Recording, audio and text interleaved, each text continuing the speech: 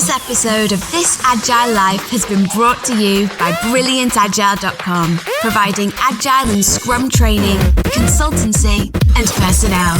BrilliantAgile.com. Done right, it's brilliant.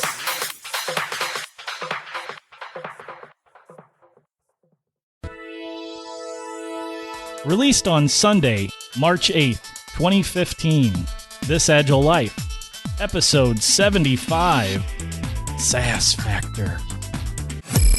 The software industry transforms more and more every day. Agile methods are quickly replacing traditional ones. The question is, are you agile enough? This podcast is devoted to agile and lean software development. Time to welcome your agile coaches on This Agile Life. Hello, everyone. I'm John Sextro. Joining me today, we have three great hosts. First up, Craig Buchek. Hello, everybody. Please pardon anything that sounds like a cold. Why did you go and get a cold, Craig? That's a good question. I'm getting over it, though. Is it because you work at a hospital? I don't work at a hospital. I work for a hospital. Oh, I see. Okay. Also with us, Jason Tice looks very excited, has something to say. I was going to say, John, number one, I'm not John Sextro, as we all know, but Craig probably has a cold because I hope he's practicing some of those effective habits for good pair programming or pair working. And he's working with his team, and sometimes you get sick, but you got to deal with it. So Craig, if that's the case, that's okay. If he followed my 7 effective habits of pair programming, though, he would wash his hands frequently and would not get sick. Yeah, and guess what, John? Wait till we get to picks tonight, because you have 7, but I found someone who has 10. Yeah, Ooh. they're just making up a couple extra ones to go over the top. All right, guys, we have a special guest tonight, and this is a woman. We've had a woman on before, right? We had Angela Harms on. We had Angela. We had Karen Favazza Spencer on. We're trying to. That's true. Angela actually doesn't identify as a woman anymore, by the way. Well, at the time, at the time it was true. Believe it or not. Now he goes by Alex, right? They go by Alex. They go by, is it they? She prefers they. Okay. They prefer they. Understood. Our special guest tonight, having nothing to do with that, is Natalie Simonson. Hey guys, I'm not sure how to follow all of that, but I'll just say good day, mate. And thank you so much for having me on. I've been a long-time fan, and I did tell John a little while ago that it's a little bit of a sausage fest on this podcast, and I thought that there were some people that could help out with that. That's right. I'm not sure who. Well, that's good. I will share. I failed on my challenge in 2014, where I said I wanted to try to figure out how to do an all female episode with actually none of the guys here involved, and I still have that as a goal, but it's proving difficult to execute. So maybe Natalie, you can help us figure out how to make that happen. I certainly can. Actually, we've got some, and this may be a topic for another time, but we actually have one of our Scrum Masters that is writing a white paper on why women are actually better suited to being Scrum Masters. So that could be for another time. All right. We'll have to have you and her on so we can talk more about that. Oh, yeah, Absolutely. But guess what? But if you missed episode 73, don't worry, because John will just say we don't need any Scrum Masters. So go back and listen to that. It was complete common sense. Yeah, so I think you may not need a dedicated Scrum Master was the point. Agreed. I'm afraid, Jason, you're going to make me famous somehow here in the stratosphere. I might have to talk to my friend Borat about you, which we'll talk about him later, too. All right, well, Natalie suggested a topic tonight, guys, and it's all about managing up, which Natalie has quite a bit of experience with in her years in IT and her recent stint working in Agile. So we're going to talk about managing up. And Jason, you looked up the definition or some sort of a definition of what managing up is. So for those of us who have not already memorized the Wikipedia as you have, can you tell us all what managing up is? I shall now provide a dramatic interpretation of the Wikipedia definition of managing up. Managing up is studied as part of management studies as how a middle manager should effectively deal with his or her manager and with his or her subordinates. Additionally, managing up on its own may be a useful skill for a subordinate who in turn does not manage anyone.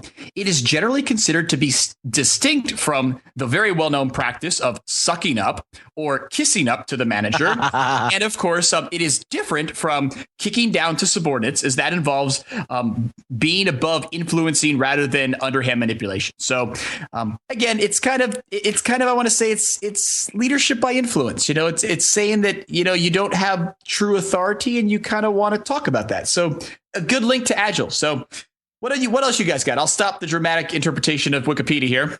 It's certainly a lot more work than sucking up. I mean, that's really easy. So, do you mind if I add something? Yes, go for it. Go for it. Okay, I will now go edit Wikipedia. So when I'm thinking about managing up specifically with Agile, I think that and a company's or an organization's journey, there seems to be a very much a moving target. You have initial phases when a company is starting their transformation, and they look to educating what is Agile first, but then you've got metrics that come into it, velocity, burn downs. When are we actually going to get this thing? Because they're so used to a very waterfall approach, and this is the date, and we're always 95% complete. And then going on to, sort of when a company matures, and when to John's earlier podcast, and he's supporting, we don't need Scrum Masters and BAs. When are you mature enough to actually remove those elements from the team as well? So from what I've seen, there's this moving target of what you should be managing up for, and that changes what you're actually educating to that leadership. So Craig, what do you guys think? Oh, sorry, Craig, go ahead. You were gonna go down. So managing up to me is managing the expectations of your manager, or his manager or her manager, and maybe even up to the customer. It's those expectations that you want to set instead of having them set for you. Is sort of the way I think of managing up. Yeah. So what have been some of the challenges that you've experienced, Craig, with managing up into management in that way? Well, when they come with preconceived notions of what you can accomplish that aren't realistic, and you've got to change those expectations. Yeah, or I know the one, Craig, we've talked about is, I was a Java developer 10 years ago, and so this is exactly how you should implement the code. And I haven't touched Java code in 10 years, but this is exactly, and as a result, you should be able to write the Java code for this entire feature in exactly 3 days. Go do it. Well, what about these, people that are higher up, maybe in the C-suite, or maybe just right below that in the vice president chairs, where they say, I really don't care so much about the ins and outs of the methodology that you're using. I just want to see results. And if they're coming at you with this, I don't care, I just want to see results tacked on things, how do you manage towards that end? Natalie, maybe you have some ideas from your dealings in the past. Yeah, so through what we've gone through, there's definitely the element of, in the initial stages, you get some leeway, right? When you're going through your initial stages of a transformation, you get a little bit of leeway where you get to prove yourself, right? And so making sure that you actually deliver on that is key. But as you progress, and people and leadership wants to see, well, yeah, that was good, but now I want to see better. With the same with any kind of any kind of methodology, you want it like, that was good, now let's improve. And that's where it becomes difficult, because we have a leadership team that gets their very base knowledge at the very beginning, and then they don't expand on that. They're not going to go in depth into what this process is and how and why it works. And you start to like we started off with, we would do a weekly update. We would meet with senior leadership and say, here's a readout. This is what the team has accomplished, and this is the goal. These are the goals that we're working towards. Then that no longer, they got sick of looking at burn down charts because it meant nothing to them.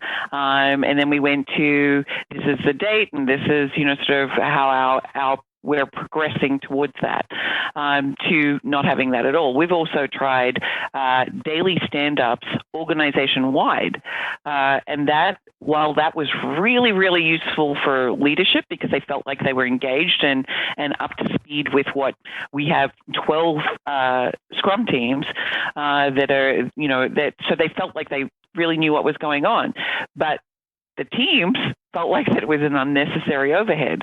So there's that balance, right? You want to keep the teams moving towards a sustainable pace and not having unnecessary meetings and so forth. But in order to continue to support this approach to development, leadership needs to feel comfortable about the progress that is being made. Yeah, and John, I want to say I like the discussion here because I think we started with one of the what you described is really what I think is an ideal scenario, and that is where leadership just says, "I want to see results. I want to see you deliver software. If anything, I don't want to jump into the team's process or to the team's architecture and tell them what to do." And what I think is the best case is to say that that's an opportunity if you're on a team or you're a team leader, a coach, or whoever. Have a conversation with leadership and say, okay, you want results. How do you want us to measure that? And then really work to provide that assurance that things are going well. And that's what you want to have.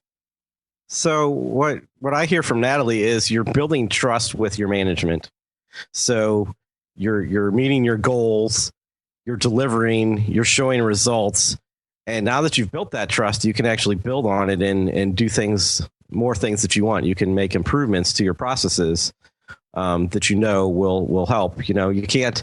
An example we had was we had a customer, and they had a project manager basically that was working with us, but the developers were all outsourced to our company, and so at first we had to build some trust, and eventually we got to the point where we could do continuous deployment. We could deploy, a couple times a day. But if we had tried that on day one, the customer never would have bought into that. So we had to build that trust. We had to manage up, build that trust so we could improve our processes to get to a good thing like continuous delivery. Craig, I think you hit the nail on the head there. And I started us off with kind of the ideal situation where management is very hands-off about it. They just want to see results. And with Agile, that's something that we can get to very quickly because of the mechanism for delivery where we are continuously delivering, iteratively delivering results. And we all, I think, agree that the best indicator of progress on a project is working software, as is one of the tenets of Agile. So working software in production being used by real users. You just added a bunch of stuff on there. I did. I made it better. You made it better. Okay. I made you think about your last mile. Yeah, that's a good point. And I agree with that. But I think that's the best case scenario. So what about where the management is more involved? They want things like progress reports and maybe milestones, maybe financial burn rates and that sort of thing. That sort of stuff. What do we do with Agile to deliver the mail on that? Natalie, what do you think? So, and I'm not so much giving a solution here, but actually adding an additional layer of problems with doing that is that traditionally, at that level, leadership is looking for 3 to 5 year plans. And that's challenging, right? Yeah, we're supporting a very fluid and responsive environment, and to tell someone that we are going to deliver X product in 20 22 is not a realistic, roadmap. So educating that we should be looking at a much shorter term roadmap that will constantly evolve and adapt to what the customer needs is something that is a huge mental mind shift for leadership. Yeah, that's a good point, Natalie. And I think Jason and I have discussed this on the show before, because he has rightly stated that management organizations, they want the predictability. They want to budget and forecast their budgeting for multiple years down the road.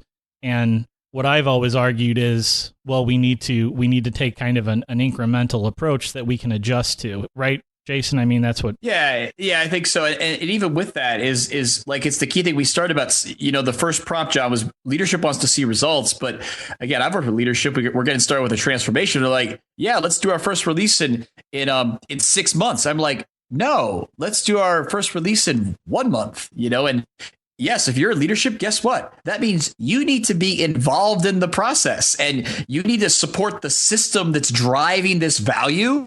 And there's work to do. I think so Craig has some ideas. What are you going to say? Yeah. So management always wants predictability out of software development. Have they ever gotten it? No. Well, so they kind of need to embrace the fact that they're not going to get it and work with that instead of against that. Okay, so that's our job though in this discussion. That's our job, is to help people understand, how do we manage up to that? Because they thought they were getting predictability out of waterfall, and we all know that was a fallacy. That was all wrong. Jason. So let's have a quiz. It's quiz time tonight on this Here we Agile go. Life. Quiz time. Get your pencils ready. What mistake is management making most of the times when they get involved in Agile? What do they go for right away? Silver bullet. Well, but what I observe a lot is they go for people. Like they go to say, oh, what's up with this guy? Why isn't he working as much as this guy? They do all the people stuff. And what they don't do, and I don't get this, they don't take a look at the system. Because really an Agile team is a system, and say that, let the team manage their own people. People are really hard to manage, especially if you're removed. And so let's say, what are the organizational impediments that are reducing the predictability of this system? And then as management, either ask the team for guidance or maybe figure it out on yourself. What could you do to remove some of those impediments at the system level, not at the people level? Does it make sense? Yeah. I hear what you're saying. I mean, I still think that there's some basic blocking and tackling that has to be explained with Agile to help management understand how are things going to work. I know that we all know, again, that predictability is not there, but at least they had an answer.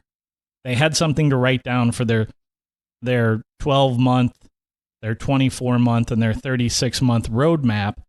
How do we represent that, or do we represent that in Agile? What do we coach management? How do we manage up in that to help them get comfortable with a lack of the lack of predictability that they already had? I have some ideas, but I just want to see if anybody else does first. So my thoughts on that is that you really need to start. It's an education process on basically the 80-20, right? Is that we've been so used to, in many cases, developing the whole product, and so and this is where it comes to not necessarily even managing up to senior leadership, managing to product owners to help them understand what that minimal viable product is, because they're so comfortable with saying, this is the total thing that I need to deliver. And you shift their perception, and that translates to sales and many other organizations. And it also translates to leadership as well. So I like the burn up value chart, where you take the value that you've supplied and you show that you supply the most value up front, and you sort of had diminishing value as you go along because you've already got the most important things out.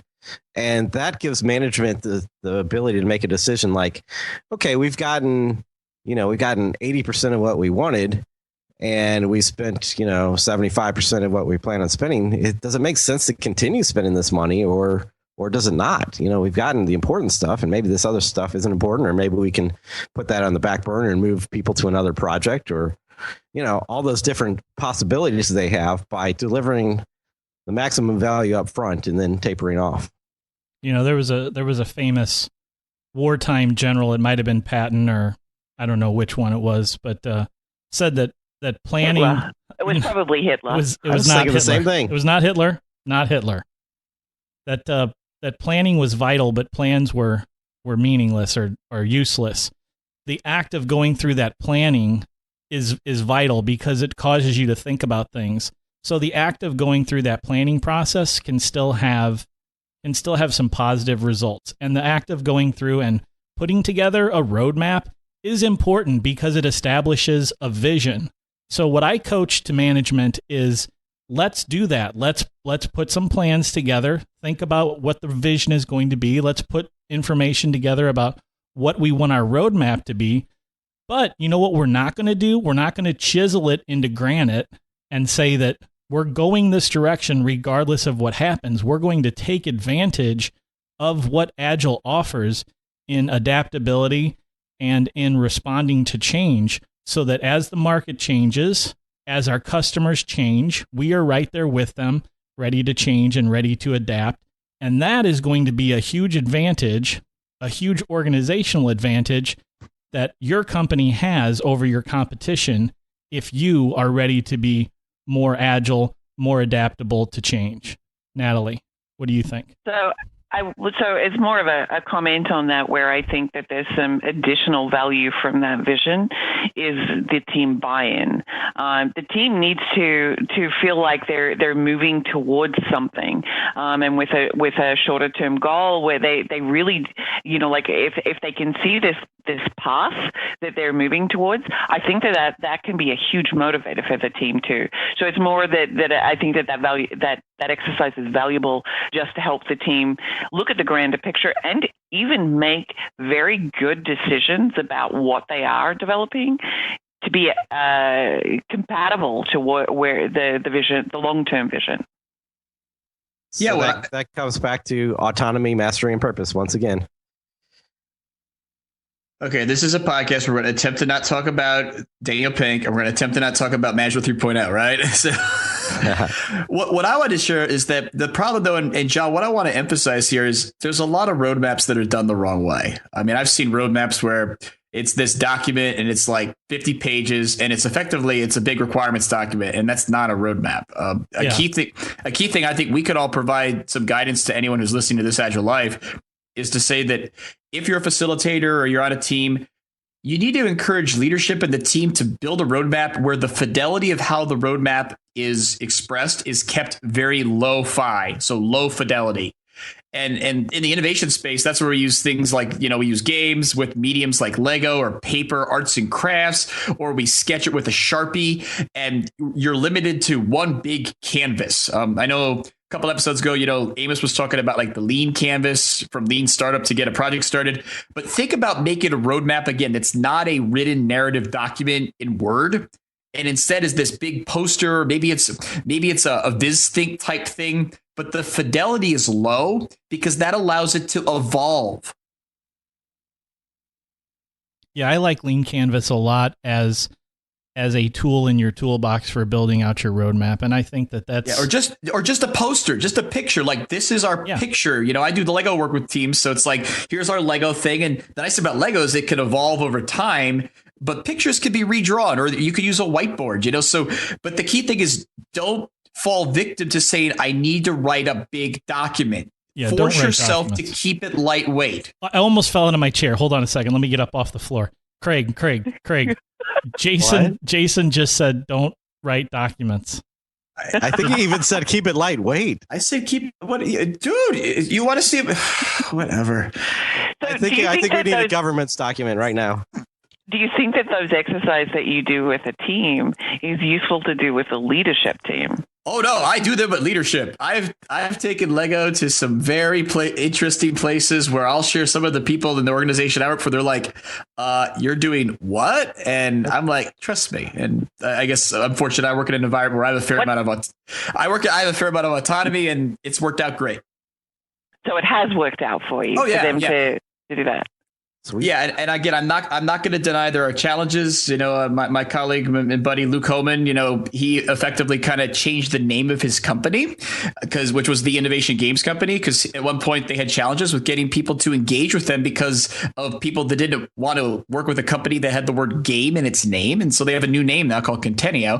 But nonetheless, there are certain techniques to successfully integrate really collaborative and game exercises with executives. And you got to and I'll share, every environment's different. A fun environment that I know John and I worked in when we were working to support the military, the guys in the military who do war games and drills, they loved it. I was like, we're going to play with Lego. And next thing you know, they made a Lego battleship and they're trying to blow each other's stuff up. I mean, it was, but what's funny is, going back to remember, leadership has work to do in Agile. It got leadership and the customers engaged. So they were interested in seeing, hey, team, what are you going to put out in the next month? Well, what's going to be what are going to be the features at the next demo? Again, leadership, they're not going to worry about the details of the stories and the acceptance criteria. But again, the high level features, what's going on? And hey, I can see how you drew that into the VizThink or into the Lego, and it drives that feedback cycle, which you need to get going on to make this all be sustainable.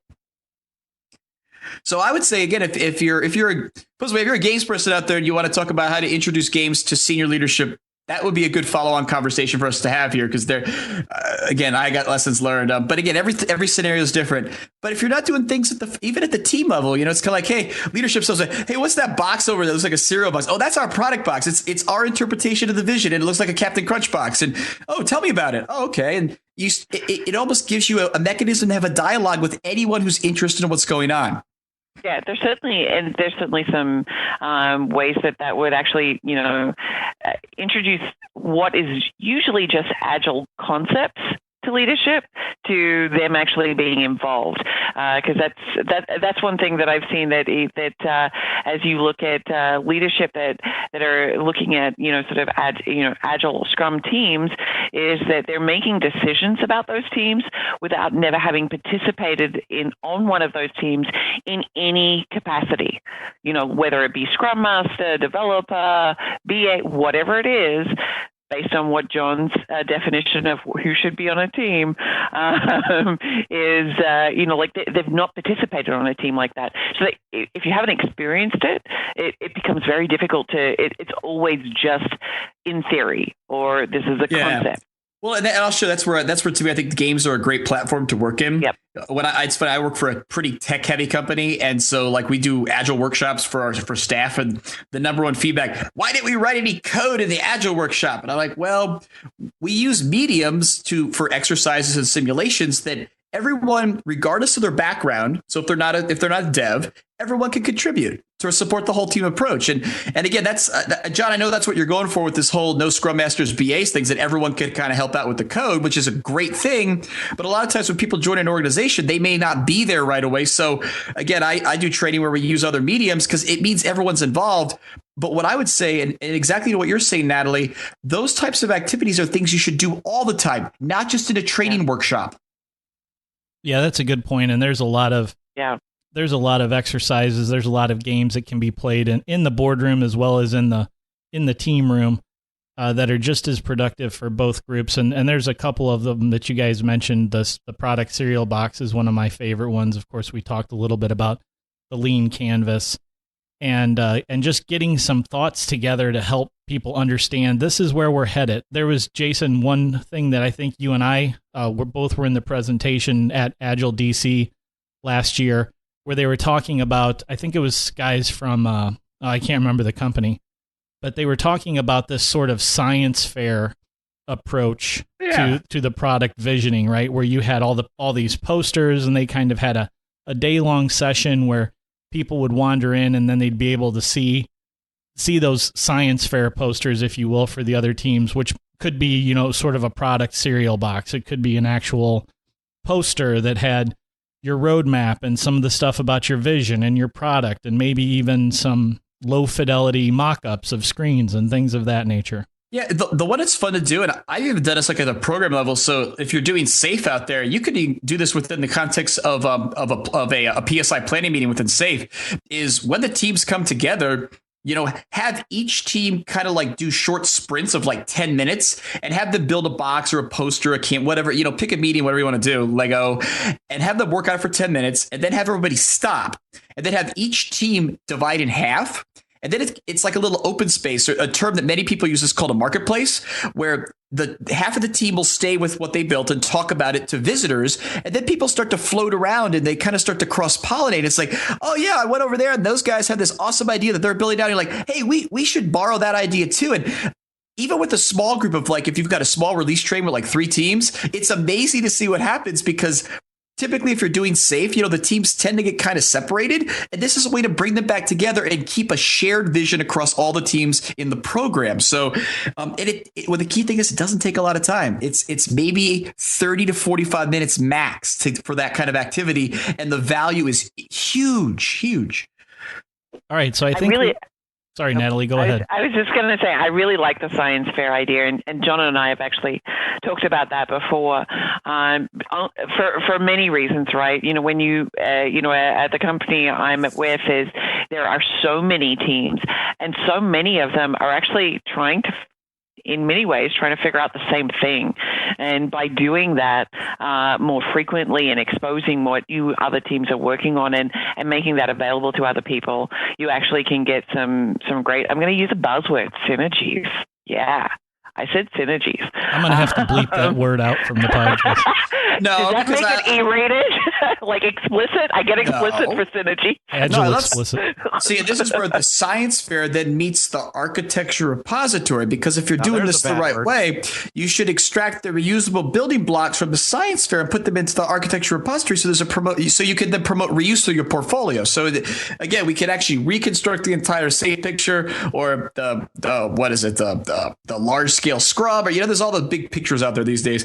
And see, Natalie, what you did, you said synergy, and you just sent Jason into buzzword overload with that's awesome. Architecture, repository, reusable. I'm sorry, enterprise in that. Enterprise architecture is a first-class citizen, and that was a known statement before Dean Leffingwell coined it in SAFE. So, okay, all right, let's How do we go from games to EA? I don't know. I guess I messed up. I'm sorry. You can do it. Yeah. Ooh. So what other things do we concern ourselves with in Agile when we need to manage up? Natalie. So I have a thought on that. So, and this is something that John, you and I have experienced personally, and I'm not going to a bad place. It's okay. When we've been introducing concepts or approaches with it to work to improve teams, the response from leadership is, "I don't get it." Without any follow-up question, it's just, I don't get it. Meaning you're asking leadership for permission to manage up, or what's the context of their we're introducing so in this particular case we were asked to take an approach that we disagreed with and didn't feel like actually supported the growth of teams and the productivity of teams. And so we proposed something different. And I'm not, I don't want to say that everybody responded this way, but one particular person said, "I don't get it," but didn't have any qualifying questions after that. So it was this almost like it was a willingness to not want to understand. It was a tactic. It was a tactic, right? It's like, I don't get it. I don't get it. I don't get it. I'm joking over here because I've been recently coaching people on what they call the clean questions or the clean language techniques. And so what kind of I don't get it is that, John? Why don't? Can you tell me more about that? I don't get it. What I'd like to know is, could I use the 5 whys to get into what I don't get it? Why don't you get it? Well, I just don't. Okay, this is a stalemate, I think. I think that ends up being a stalemate. I can't help you get it if you can't tell me what you don't get, why you don't, or, give me some indication. If you just sit there and say, I don't get it, well, I think I should just probably pack up my backpack and leave, because you're never going to get it. That's checking out of the conversation. I don't get it is? Yes. Yeah. Oh, yeah. I agree. And that's where I guess I have to say, kind of from, I guess, I don't know if, to me, this is kind of in the fringe between coaching and business transformation. If you've done an impact map of the organization, it's like, John, does this person who says they don't get it, is it relevant? So, if they're outside the sphere of influence for what you're doing and they don't get it, you know what? I almost consider that's great. You know what? I don't want you to get it because we've determined that you need not be involved, and again, I do it with teams.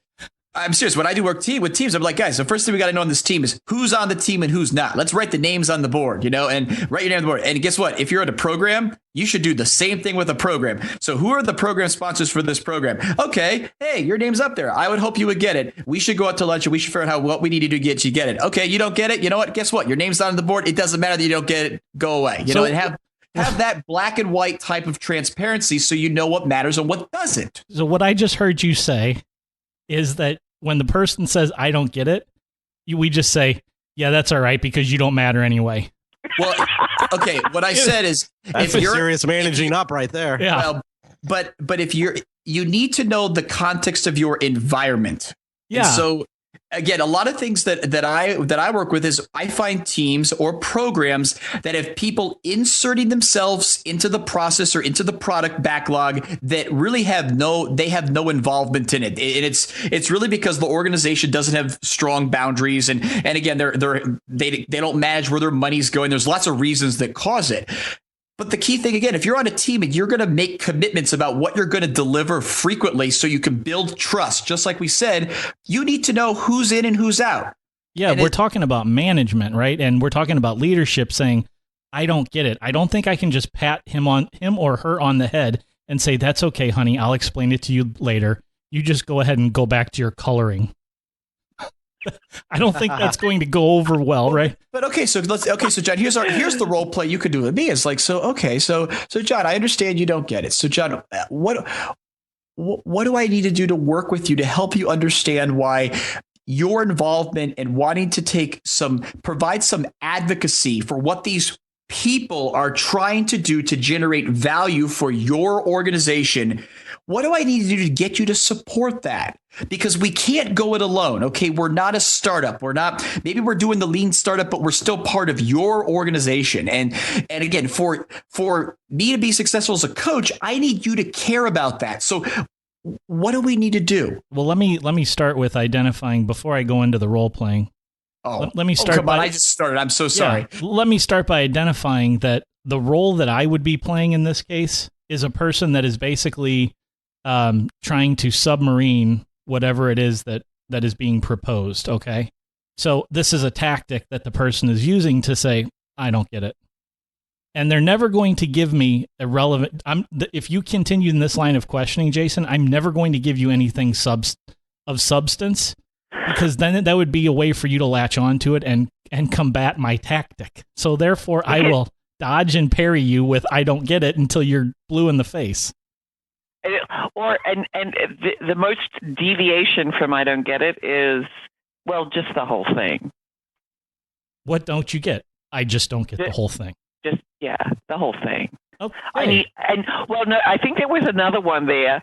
I need more information. About what? Well, all of it. I need to pray on it. It's funny. What can I do to put you into this agile process today, Jason? So to me, again, I guess the thing I'm trying to think of an example, this, because I know people like when we talk about examples. It's like I know a lot of people have been on this team. Hi, you're on a team, you're writing code and you don't have a product owner. Right? Ever done that? Yeah. Anyone ever been there? Hey, no product owner. So, and luckily John doesn't want to fire the product owners because he agreed the product owner's person. Okay. But guess what? So if you don't have a product owner, what's the natural thing that happens? developers start developing what they think is right. Yeah, or and you start losing money, right? Because you got a team and you're not building anything that the business wants. So to me, that triggers a feedback cycle. So that's kind of my statement. Okay, leadership. Well, we're going to keep doing our thing because that's what the organization has asked us to do. I want to create an opportunity for that leadership to get engaged. And if they want to play this fun, I don't care. Well, then if you don't care, then guess what? I'm going to stick my neck out. I'm going to be a good person and I'm going to care. And I'm going to get people to care with me. And we're going to start doing what we think is right. We would love to have you come to the table with us and get involved in that collaboration. And we'll figure it out. But if you're not going to support this idea of contributing to the goal, then whatever. I mean, I think a tactic to take in response to this approach, Jason, to I don't get it, is to start, because that's what we're trying to get to here from managing up. From the perspective of managing up, is when this happens as you're managing up, what tactics do you take in response to this tactic? And I think the tactic that I would take is to begin with, okay, let me go back to square one. I'll draw a set of boxes and arrows on a whiteboard and explicitly explain every little detail until somebody says, "Oh my God, please stop." Because if he can't get it, then we're never going to get there. So I comment on that too, and this is maybe a mass generalization, but generally, if you get I don't get it in a group setting with multiple leadership, I think your best tactic is to say, you know what, I will set some time up with you individually, because I think some of that I don't get it is a stance because of position, and that you need to take that offline and actually have that conversation on a one-on-one basis, where it may not be as threatening to that individual. I agree completely. Yeah, the other practice that I would throw out there, I guess, kind of going back to, the whole, what does a team do without a product owner or whatever, is, make everything transparent. Again, do everything in your power to create that opportunity for the person to get engaged, and hopefully they start to get it. And so, say, here's the stories we're working on. Here's our burn down, like Craig said. Here's our flow diagram that shows we're making progress, and we hopefully don't have any bottlenecks.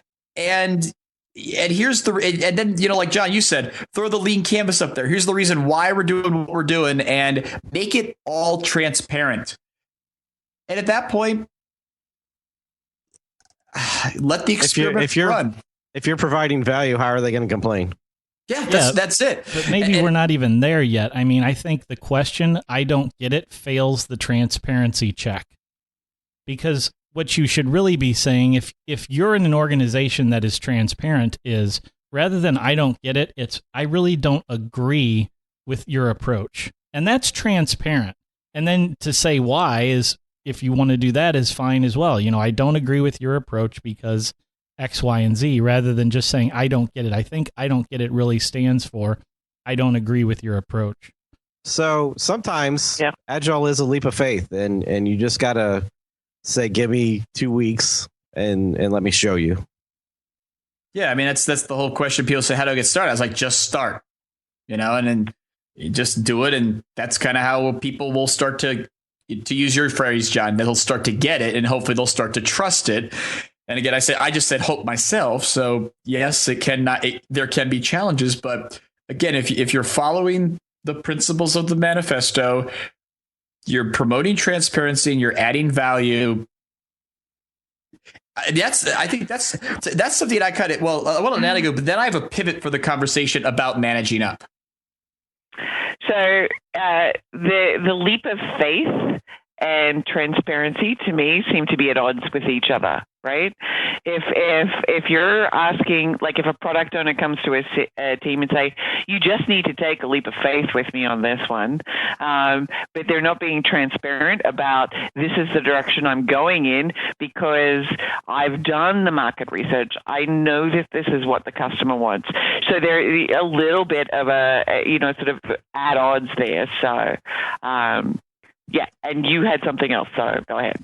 Well, what I was going to say, to me, maybe this is almost kind of a way to wrap this up, because I think this is another thing is, so if we're doing the managed up thing right, and I'm the I don't get it person, I want to say that, again, I take managing up as a big risk. And I've seen this. Again, you show up, hey, look, here's the plan. It's up on the wall. Yeah, you don't get it, but you know what? We're doing it and we're adding value without you being involved. What's your job here? We need to hire the Bobs from Office Space to come in and kind of say what's going on here. And I think that's a concern to a lot of people in there. I don't know if anyone else has seen this or would be concerned about this. But yeah, if you think about self-organizing teams, right, for anybody in any kind of management or leadership position, that's a threat because they actually need somebody. Like previously, they needed somebody to come in and tell them what to do. If you empower teams to make those decisions, what does management do? I think there's a lot of things that they could do, but what the problem that we're presenting them with is that they're going to have to change, and change is always scary, and it does bring another level of concern in there as to what are they going to do, how are they going to do it, what are the new expectations going to be, and rather than having to deal with you moving my cheese, I'm just going to tell you I don't get it. Craig? So I would expect for management what I always want for management, which is to remove roadblocks for me. That's really the only thing I want for managers is to, when I have an issue that needs some external help, you go run cover for me. Or as Amos likes to say, a manager should be a shit umbrella. No. That's true. You're right.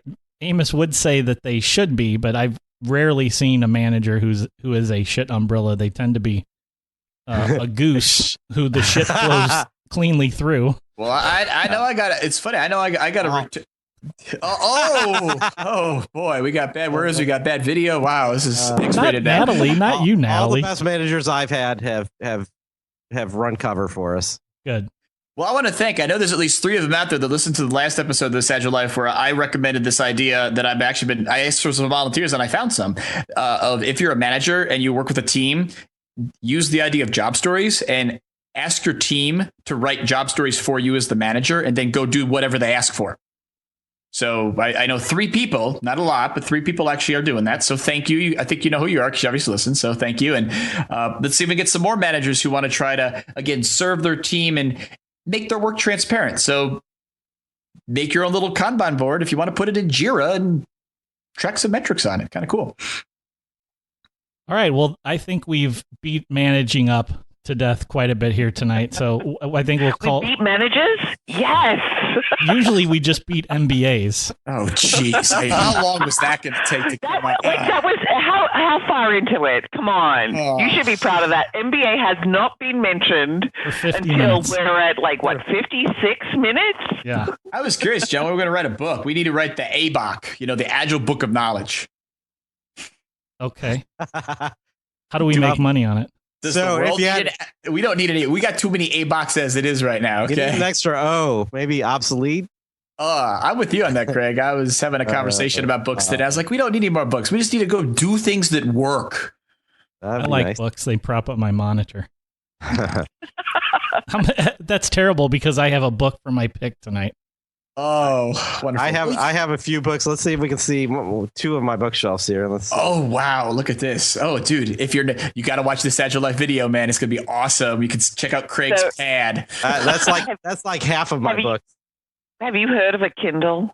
Or an app? I actually have some digital books too, but I like paper books too. There's an app for that. This week's hottest picks. Speaking of apps and picks, let's go ahead and do our picks. And since, Natalie, you're our special honorary guest tonight, you get to go first with your first picks ever on This Agile Life. Yay! This was probably the most exciting thing of this whole discussion. So there are two. There are two picks. Loot Crate, so at lootcrate.com, and I think John's got the links and he'll post them. So this is a monthly subscription, and you get this box of goodies, and it's very catered to the nerd or geek in all of us. A lot of gaming stuff and just really, really neat, like sort of kitschy, old school kind of stuff, which is great. And there's something similar, which is a little bit of an upgrade, and you can get T-shirts and stuff like that, is Nerd Block, which is my personal favorite. So I get 2 Loot Crates for both of my daughters and a Nerd Block for myself because I deserve the better, the better prize each month. And the Nerd Block, things that I've gotten in that are autographed pictures from Willow with, hey, I see that face. And just really, really neat stuff. So check it out. I think that, and there is a little bit of a bonus for me in this. If you subscribe to the Loot Crate on the link that I gave John, I actually get some credits. So you should totally subscribe. So what I'm going to do now is replace your Loot Crate code with my Loot Crate.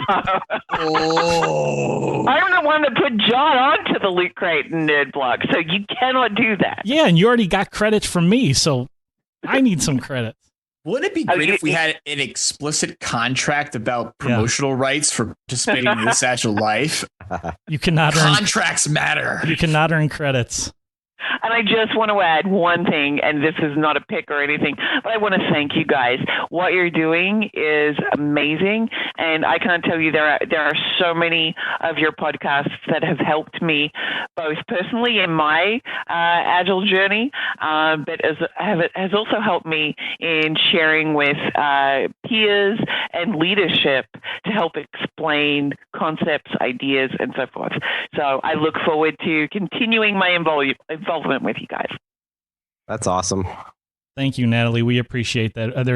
There's nothing I'd rather hear than exactly those words coming from a listener and a coworker. So thank you for that. You're welcome. Okay, my pick tonight is a book, even though I just railed on books a few minutes ago. This is a good book. So it's a book So, John, it's a body of information. Right. It happens to be printed. Just like you. You're a body of something. I think it might be information. Okay, my pick is a book. This was a really instrumental book in my life, I think, because I read it very, very early on in my career, and it helped me out a lot when it came to managing up. It was recommended to me in some sort of a peer coaching session very early in my career. Anyway, the book is called Influence Without Authority. And there's now a second edition. Of course, I read it on the stone tablets when it was in its first edition. And it was, like I said, very helpful. As someone who was an individual contributor, it offered me a lot of insights into how to manage up and how to affect change and how to become a change agent, even though I didn't have authority necessarily to do so. Okay, those are my picks. Jason, you're up next. What do you have? Oh, as usual, I got a lot. I just got to release. So, as I mentioned, our friends at ThoughtWorks put out a new updated blog post about 10 ways to improve your pairing experience. So John had 7 ways. ThoughtWorks now has 10. So maybe John can review it and give us some feedback. The other one that I thought was funny is an interesting post that I saw on the Agile Roundup. That's an Agile blog. And it talked about what happens when parents are process junkies. And it's kind of like personal Kanban. Some funny stories about a personal Kanban adoption at home. So check that out. If you're interested, I found this looking around Twitter. Follow Agile Borat. I'll leave it at that. You're going to laugh. It's weird, but it's just weird, but it's great. So Agile Borat, follow that. Check it out. Jason, do you know who's behind Agile Borat? I think I do. Okay. So do you know specifically, John? Oh, I don't. That's why I asked you. Yeah, I think I do. So who knows? Maybe we'll see if we get them on sometime in the future. Let's not reveal it. It's it's just funny. So go check it out. Maybe we'll follow it. I'll probably retweet a few things from it because there's just some weird stuff out there that will get you thinking. And kind of like Natalie said, things that get you thinking. This is a community-driven approach. So, and last but not least, since we are doing video now, we have outtakes. Sometimes funny stuff happens. So we're going to try to ISO some of those and put them on Twitter at random times. So as John's chest bumping right now, which we'll have to ISO that one. And unfortunately, we'll never have. Actually, I think I have Craig's cat somewhere. So and of course, I don't have Lee's doing his hair. But let's all do our hair right now. So let's all do our hair. We're all doing our hair because that's going to be a great one. So and it's funny, we all have hair tonight. So because Amos isn't here. So whatever. Low blow. So those are my 4. And again, thanks, John. This was fun. Thanks, John. Thanks, Natalie. Thanks, Craig. This was great. So thank you. And Craig, you're up last. Go for it. All right. My first pick is a tool called Server Spec. It is TDD for your server configuration. So if you are doing DevOps, this is for you. The second one is something called Atom Pair. So Atom, ATOM, is a new text editor. It's built in JavaScript. It's probably, well, I suspect that it's going to be more popular than Sublime Text after a few years, just for adoption, plugins, the ability to work in more environments than Sublime Text, and it's free. So Atom Pair is a way to drive the Atom text editor with 2 people. I'm not sure if it works with more than 2 people or not yet, but kind of a cool idea for remote pairing. And it's written by a company called Pusher, which I believe that's what they're doing is making it so you can pair remotely with people. And the third one is, I don't have the link yet, but when Jason mentioned the Twitter account, I just followed recently an account called something like Agile Memes, and it's got pictures of Agile ideas with the typical internet meme pictures. So kind of fun. That's it. Good one. I've made an annotation in the show notes here, Craig, that you've made a prediction that Atom Pair will be more popular than Sublime Text in 2 years. Just Atom Text Editor, not the Atom Pair. Atom Pair is a plugin to it. Atom Text Editor. So I'm going to set a reminder on my calendar. I said a few years, so give me like 4 or 5. I thought the book of Scrum said a sprint commitment should be longer than like 4 weeks max. So how can we predict something 2 years from now? I don't think this was a Scrum prediction or any prediction about my work. He's got a Gantt chart on it. It's a prediction about the universe. It's science. Yeah, so shut up, damn it. Science. So you realize that the CERN, the particle accelerator, has been an experiment that's going on for like 40 or 50 years, right? I don't know what you're talking about. He's talking about the big thing that's underground in Switzerland where we blow atoms up. I'm kidding. All right, good picks. Good one, Craig. I'm looking forward to finding out more about Agile Memes. I'm going to follow Agile Borat and all that jazz. Natalie, we have to say special thank you again to you for coming on this show and helping us be more diverse in our hosts. You are welcome. Thank I'm like a much. trifecta too. Single mom, foreigner, and female. So you get the whole thing with me. Yay. We should start a consulting firm and you could be the CEO. That way we get all those government contracts. Right, Jason? Let's get on that. John, do you want government contracts? You want to go do the 8,500? We can. I think you know the answer to that. Oh, come on, man. The 8,500 is a cash cow. Go for it.